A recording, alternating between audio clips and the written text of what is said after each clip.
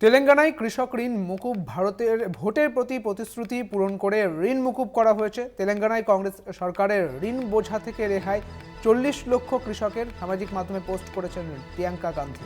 তেলেঙ্গানায় কৃষক ঋণ মুকুব করা হয়েছে।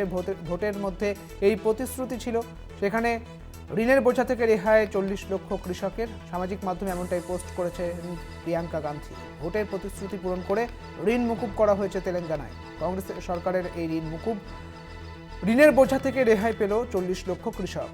তেলেঙ্গানার এই ঘটনা, তেলেঙ্গানার দিকে আমরা নজর রেখেছি। আপনারা জানেন যে তেলেঙ্গানায় কংগ্রেসের এই প্রতিশ্রুতি ছিল ভোটের আগে। তেলেঙ্গানায় কৃষক ঋণ মুকুব, ভোটের প্রতিশ্রুতি পূরণ করে ঋণ মুকুব তেলেঙ্গানায়। কংগ্রেস সরকারের ঋণের বোঝা থেকে রেহাই 40 লক্ষ কৃষকের, সামাজিক মাধ্যমে পোস্ট করে জানিয়েছেন প্রিয়াঙ্কা গান্ধী।